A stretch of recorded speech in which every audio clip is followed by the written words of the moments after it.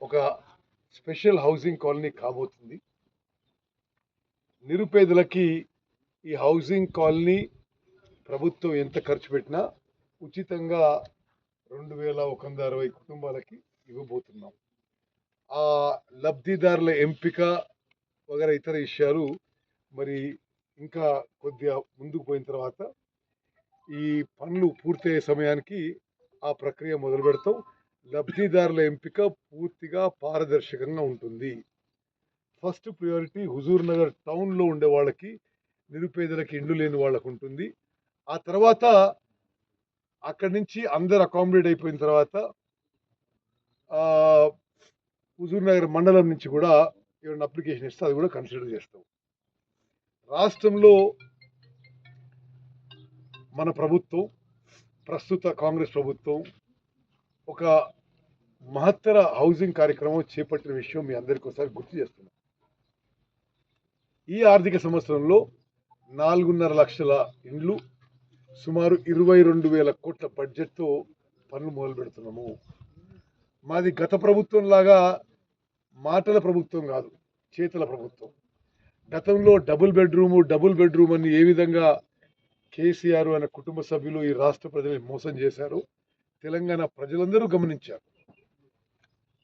నేను ఉమ్మడి ఆంధ్రప్రదేశ్లో హౌసింగ్ మంత్రిగా ఉన్నప్పుడు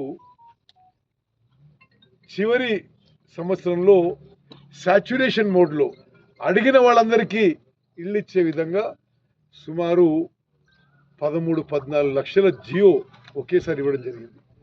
ఆ స్థాయిలో మేము ఇళ్ళు నిర్మాణం చేస్తే ఈరోజు రాష్ట్ర వ్యాప్తంగా ఇందిరమ్మ ఇండ్లు లేని గ్రామం ఉండదు, లేని మున్సిపాలిటీ ఉండదు.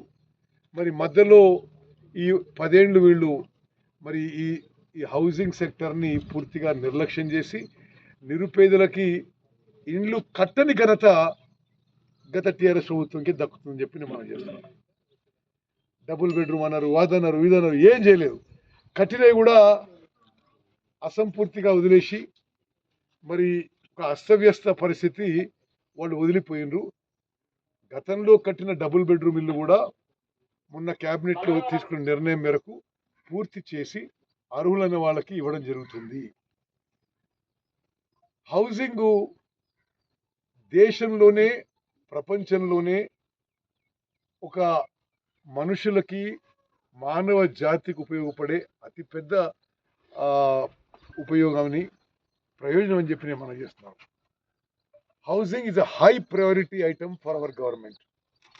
రాష్ట్రంలో ఇళ్ళు లేని నిరుపేదలందరికీ కూడా మేము ఇళ్ళు కట్టించే ప్రక్రియ మొదలుపెట్టాం. తప్పనిసరిగా ఈ 5 ఏళ్ల టెన్యూర్లో తెలంగాణ రాష్ట్రంలో మరి ప్రతి పేద కుటుంబానికి కూడా ఇల్లు ఇవ్వడానికి ముందుకు పోతున్న విషయం కూడా నేను మనవి చేస్తున్నాను. మిత్రులారా, భారతదేశంలోనే తెలంగాణ రాష్ట్రం హౌసింగ్ విషయంలో ఏ విధంగా అయితే ఆనాడు ఆంధ్రప్రదేశ్ భారతదేశంలో హౌసింగ్లో నెంబర్ 1 నిలబడదో, ఇప్పుడు దేశంలోనే తెలంగాణ హౌసింగ్లో నెంబర్ 1గా నిలబడబోతుందని చెప్పి కూడా మనం చేస్తున్నాం. ప్రతి